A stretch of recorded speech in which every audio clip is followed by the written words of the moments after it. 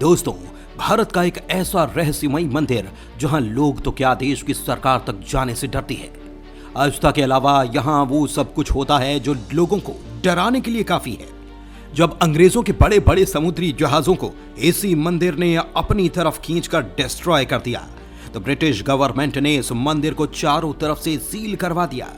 लेकिन उसके बाद जो कुछ हुआ उसे सोचकर आज भी ब्रिटेन की गवर्नमेंट कांप जाती है और लोग तो ये भी बताते हैं कि उस मंदिर के भीतर नाचने, गाने और चीखने चिल्लाने की आवाजें सुनाई देती हैं। बंद मंदिर के अंदर क्या हो रहा है जानने की कोशिश तो बहुत हुई, लेकिन सरकार की हर कोशिश नाकाम साबित हुई। ओडिशा की राजधानी भुवनेश्वर से करीब 65 किलोमीटर दूर एक छोटा सा शहर कोणार्क, यहां बना हुआ है भगवान सूर्य का सबसे बड़ा और प्राचीन मंदिर, जिसे लोग रथ टेम्पल के नाम से जानते हैं। ये मंदिर जितना ज्यादा खूबसूरत है दोस्तों, उससे कहीं ज्यादा रहस्यों से भरा हुआ है। एक समय में इस मंदिर की सभी मूर्तियां हवा में तैरने लगी थीं, जिसे देख हर कोई हैरान था और लोग डर कर भाग गए थे। चंद्रभागा नदी के नजदीक बना यह मंदिर 700 सालों से भी ज्यादा पुराना है। इस मंदिर को 1250 में ईस्टर्न गंगा डायनेस्टी के महान सम्राट नरसिंह देव ने बनवाया था। उस वक्त दिल्ली सल्तनत की शुरुआत हो चुकी थी और मुस्लिम शासक दिल्ली से बाहर भी अपनी बाउंड्री को बढ़ा रहे थे। ओडिशा भी उनकी नजर में था, जिसे वो अपनी सल्तनत का हिस्सा बनाना चाहते थे। लेकिन राजा नरसिंह देव मुस्लिम शासकों के उस एम्बिशन को कुचलने के लिए बिल्कुल तैयार थे।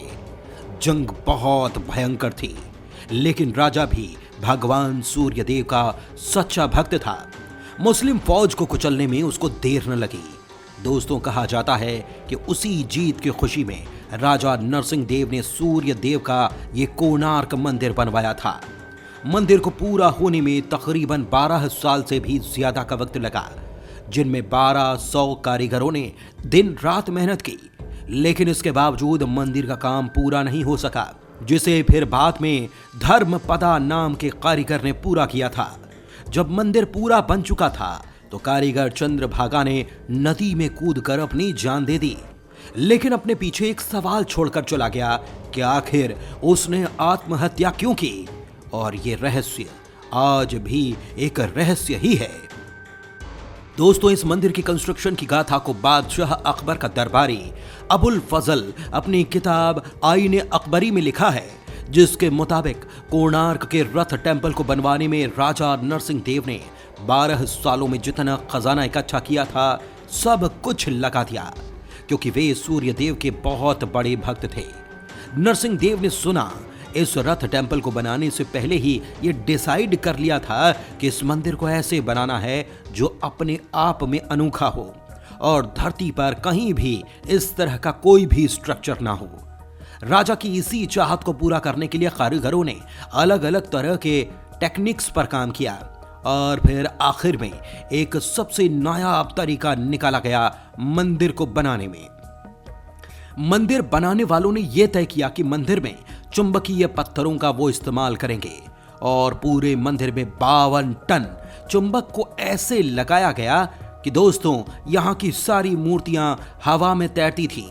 इतना ही नहीं, मंदिर में इन पत्थरों के कारण इतनी ज्यादा पावर मंदिर के आसपास पैदा होने लगी कि बंगाल की खाड़ी में चलने वाले जहाजों को मंदिर अपनी तरफ खींच लेता। यह सिलसिला अंग्रेजों के समय तक चलता रहा और इसीलिए बंगाल की खाड़ी में जहाजों का चलना बंद हो गया।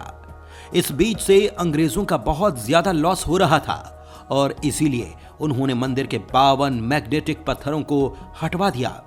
लेकिन इस कारण से मंदिर भी टूटने लगा और फिर इसे बचाने के लिए साल 1903 में अंग्रेजी सरकार ने मंदिर के गर्भगृह में बालू और पत्थर भर के इसे सील करवा दिया।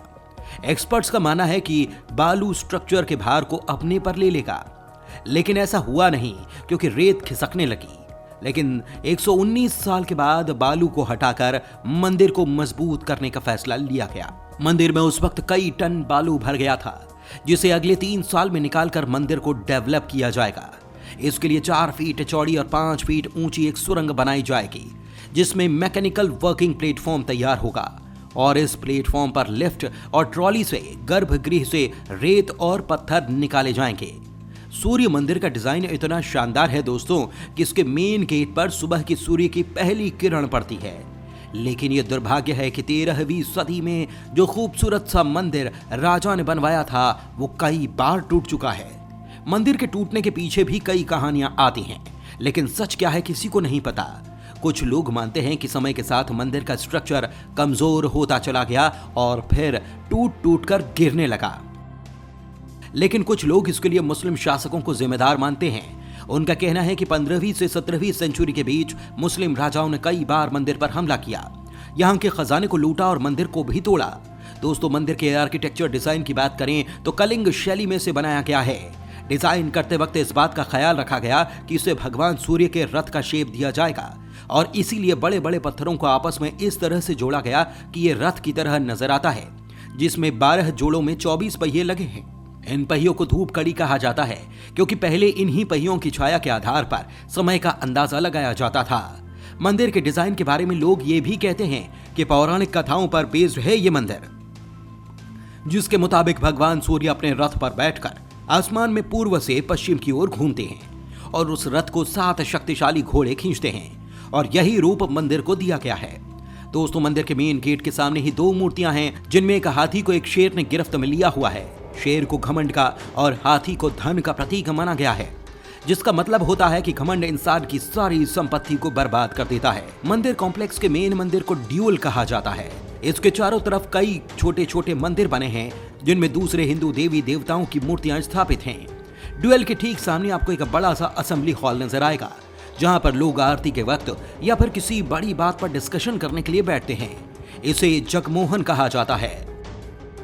मंदिर को बनाने के लिए बड़े बड़े पत्थरों को पॉलिश करके इन्हें इस तरह से आपस में जोड़ा गया कि बाहर से इनके जॉइंट्स का पता लगाना आसान नहीं था। अगर हम ओरिजिनल टेंपल की बात करें तो इसके मुख्य पूजा स्थल को विमान कहा जाता है। जी हाँ, 229 फीट ऊंची थी, लेकिन 1837 में ये कोलैप्स कर गई। 128 फीट ऊंचा जगमोहन, जो कि ऑडियंस हॉल हुआ करता था, अब भी सरवाइव कर रहा है।